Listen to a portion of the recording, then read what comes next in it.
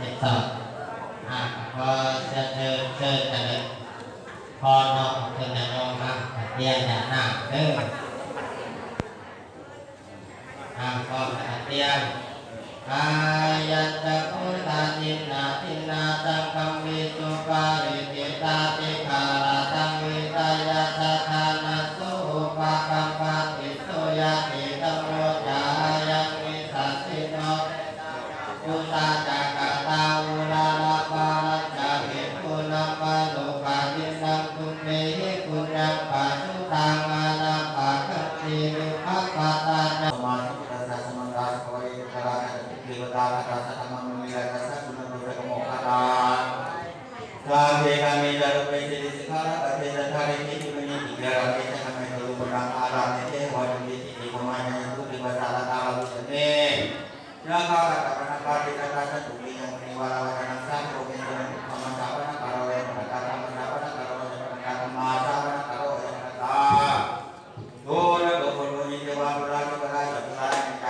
ไม่ได้กันมะดีโนนะจะรับเป็นนามะปะนะตาโตเตโตเกไปนะพุทธัสสะนะโมพุทโธนะโมธัมโมนะโมสังโฆพุทธะรัตนะเตยังธัมมะรัตนะเตยังสังฆะ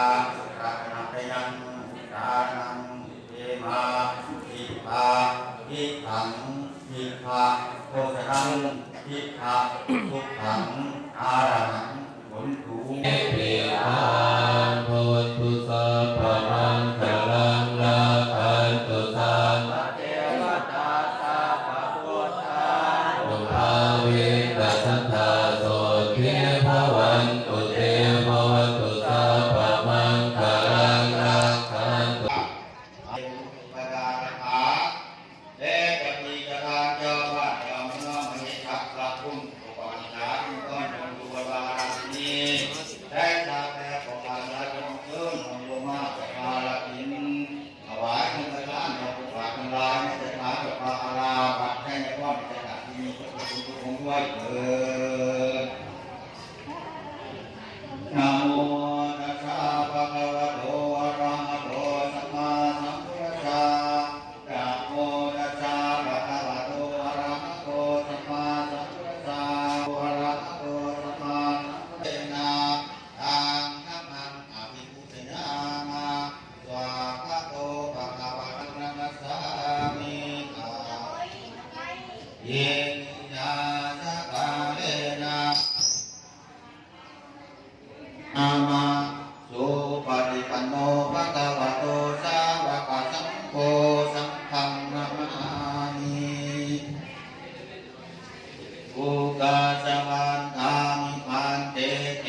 ติยังสัพพังสัพพะทาภาเนสุปฏิทิตา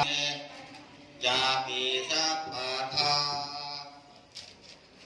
อุกาสวันธามิพันเตสัพพังอปาราคังกาวัตเมคันเตมายากตังปุญญังสามินาอนุโมทิตปัง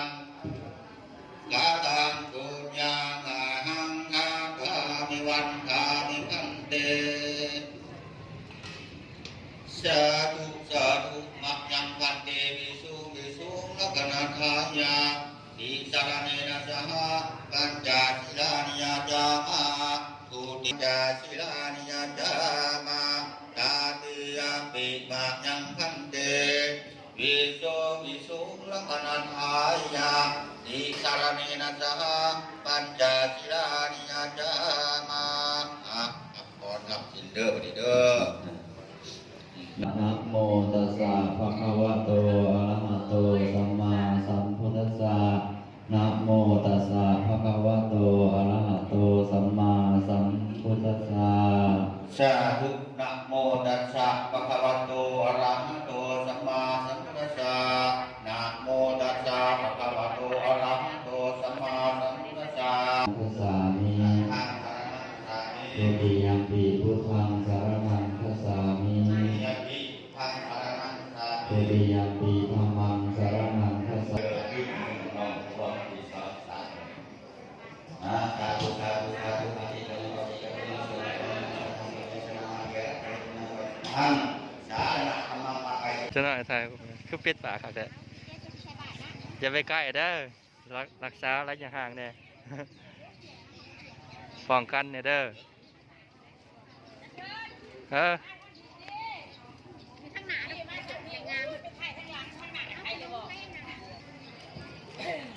บรรยากาศในยามวันพระใส่บาตรจะนำ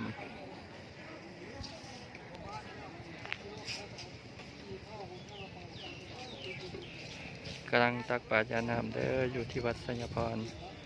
ในเมื่อวันสิ้นเพลง12 ค่ำ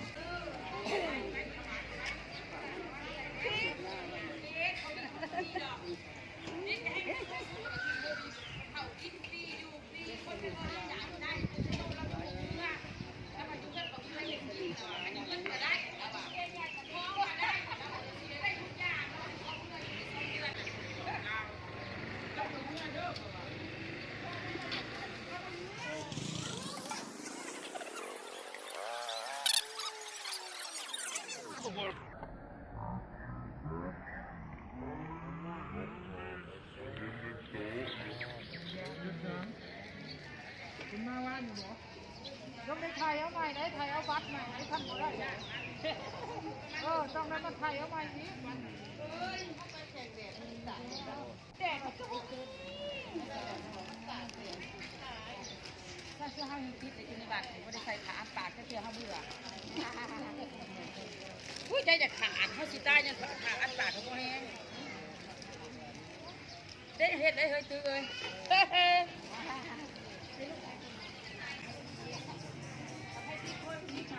นไงไม่ได้ติดใจต้นคิดเลิศที่อยู่ก็ได้ทำพวกนี้ก็ไม่ยากเขาอยากจะให้เพื่อนยังดีอ่ะบริวารกฐินเจหนึ่งมีกฐินรวมบริวาร2 กองสาธุสาธุให้เป็นเศรษฐีเด้อต่อไปเมื่อหนาเกณฑ์อย่าให้บกจกให้ลงเด้อบุญคำบุญสู้บุญอยู่บุญสวยก็ขอให้เจริญในหน้าที่การงานการค้าการขายรำลื่นหุ่งเฮืองจะนี้ตลอดไปโดยอายุวันนะสุขังพลังผู้อะมุมะมุมาขอเจริญในศีลในธรรมโดยเถิดสาธุครับหาก็ได้อัน60 บริวารหาก็ได้60 ไปหาก็ได้60 บริวาร60 ไปบริวารสาธุเพิ่นต่อยอดมาเด้อที่2 กองเด้อนี่เพิ่นต่อยอดมาได้2 กองโลสัมจับเนวะโยจับตัสสะภะคะวะโตอะระหะโตสัมมาสัมพุทธัสสะนะโมตัสสะภะคะวะโตโยสัมมาสัมพุทธัสสะนิพพานังสรณังคัจฉามิสัมมาเนวะทะนิพพานังสรณังคัจฉามิทุติยมปิธัมมังเนวะทะนังติปุลาปริปุเรนอาคลังเอวเมวะอิโตตินังเปตานังอุปกัมปติอิสิตังปสิตังตุมหากังคิปเมวะสเมสันตุสัพเพปุเรนตุสังคปาจันโทปรรโสยะธามณิโสติรโสยะธาสัพพิติโยวิวัชชันตุสัพพะโลกวินาศสันตุมาเตภวันวันตาลายโยสุขิติกายุโกภวะอภิวาสเนจังวุฒาปัจจายโนจัตตาโลธรรมาวัฏันติอายุวันโนสุขังปาลังไงยัจจโกตะกินนาทินาสังฆมิสุปฏิติตาติกาลตังอิตายาสัทธานาโสอุปกัมปติโสยติธัมโมมิคาสิโตเปตานาปุสัจจากตาอุลลาภลัญจภิกขุดัมมานุปาตินังตุเมหิ อาณาปากันติสัพพสัมปติสิทธิยาเมตตากรุณามุติตาอุเบกขาสัพเพสัตตาสุขิตาโหนตุสัพเพสัตตาเวลาโหนตุสัพเพสัตตาปัญญาปัสสาโหนตุสัพเพสัตตาตุสัพเพสัตตาสุขีอัตตานังปะริหารันตุสุขีสุขีสาธุเจริญนำกันเด้อเจริญด้วยศีลด้วยธรรมเมื่อนี้เป็นมื้องามยามดีเด้อไม่ออกเด้อได้บุญมหากฐินบ้านเฮาเดือน12เพ็งนี่เพิ่นว่าเป็นบุญมหากฐินของเจ้าผ้าเจ้าแผ่นดินได้ผู้ใดได้เห็นนี่ผู้นั้นสิเกิดชาติหน้าเป็นเจ้าผ้าเจ้าแผ่นดินเป็นผู้ที่รวยผู้ขทรัพย์สมบัติทั้งหลายผู้ขทรัพย์ภายในผู้ขทรัพย์ภายนอกเมื่อนี้ถือว่าเป็นมื้องามยามดีเฮาได้มาต่อยอดกฐินถ้าได้มาร่วมกฐินเดือน12เพ็งถือว่าบุญหลายเด้อไม่ออกเด้อบัดนี้ครับพอแล้วก็เกี่ยมได้บัดนี้นะเกี่ยมลงไปแห่กฐินได้บัดนี้นะแห่แล้วบัดนี้นะเด้อการเมืองปัจจุบันนี่ยอดเท่าไหร่พอโจอีมาต่ออีก3,000กีสาธุโอ้ยได้หลายแล้วบัดนี้นะ30 ล้านแต่นี่16 ล้านแล้วไม่น้อยได้สิมา30 ล้านเลยครับสิบริคนพวงใส่ดูใส่กับไม่เอาเลยเสื้อไม่ดูใส่กับมาขายเขาได้เล่าคนได้เกี่ยวขายเขาได้เล่าไม่ใส่เนี่ยมีครับพันมาต่อยอดอีก100 บาทครับเพิ่มเติมต้นเนาะจ้าไปเลยภาษาทางนะบ้านเอาไปที่ว่าเราได้ดูโป๊ะเขียนมาใส่ใกล้ปากเลย มาโป๊ะได้มาดิมาโป๊ะได้อันนี้ไปอีกมาเด้อเพลงอาทิตย์นั้นไปออกพอดเด้อวันนี้เด้อเลี้ยวโควิดแล้วก็มาพอดแล้วว่าบ่ได้พอดลายมือเลยเอาเท่าคำพวนเลยต่อยอดอีก50,000กีบสาธุเลิศใส่ปากกินเข่าเป็นเลยเนาะก็คิดมันอีกใช่ไหมลูกคิดมันอีกจะไป เราไปถ่ายทางนั้น ไล่ส้มเขาไม่เปเซนเจ้าอะไรไว้เขาไว้ ไ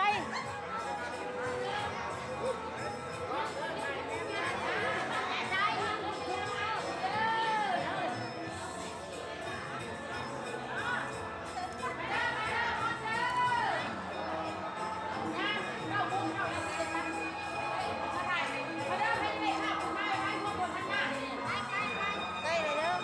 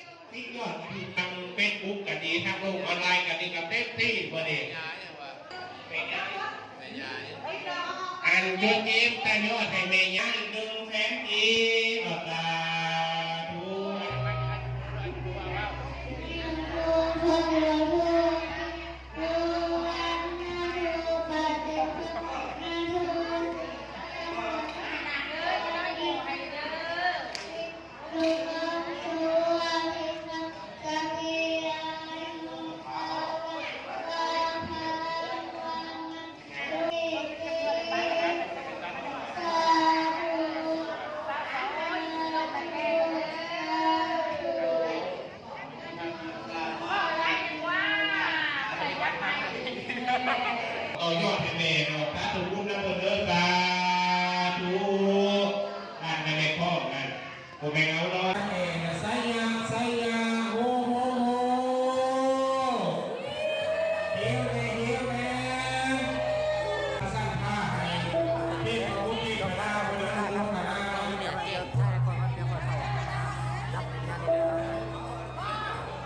ไซยาโอ้โหถือไม่ตัดไม่ตัดน้ำหนักนะครับไม่ต้องไปมีว่าหนาเนี่ยไม่ต้องก้อยอย่าไปน้ำหนักอย่าโยมไปน้ำหนักเด้ออย่าเด้อจัวประจำตำแหน่งไม่ใช่ในขณะนั้นไม่ตัดถือ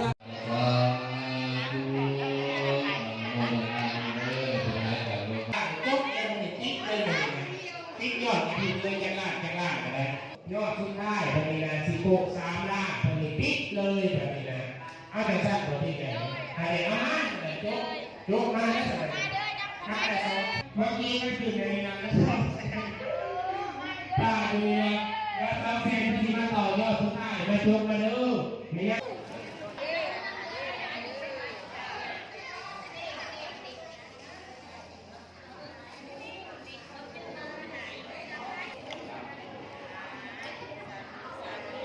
มาเด้อนั่นก็เลยยังอยู่เปล่าล่ะกับ800,000กับ2,510 บาทสาธุท่านก็ได้เปล่าล่ะกับ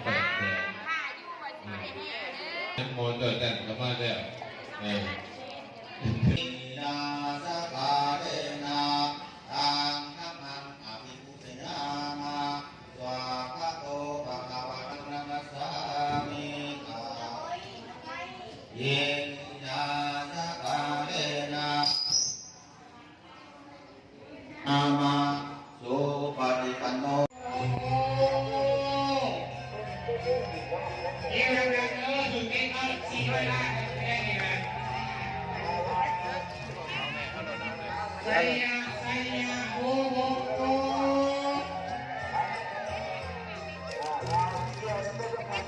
ไซยา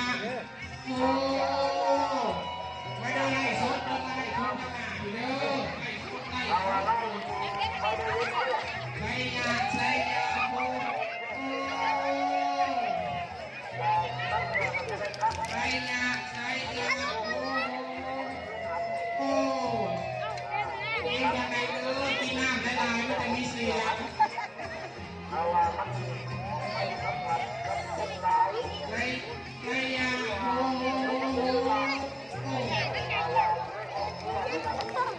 ไซยาโอ้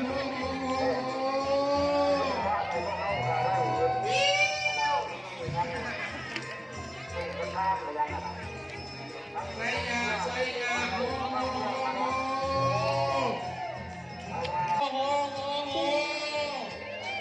เอวเด้อเสียงสิเมิดแล้วเด้อไซยาโอ้ไซยาโอ้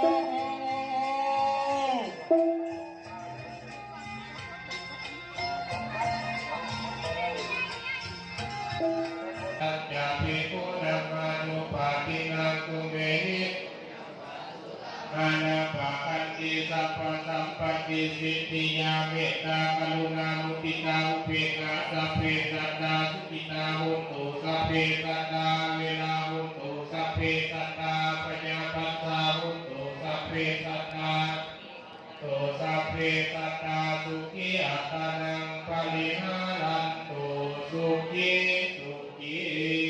อัตตานุเจริญกันเด้อเจริญด้วยสิ่งนั้นที่เกิดสร้างกันเป็นเจ้าผ้าเจ้าแผ่นดินเป็นผู้ที่ด้วยผู้กษัตริย์ทุกวันทั้งหลายผู้กษัตริย์ภายใน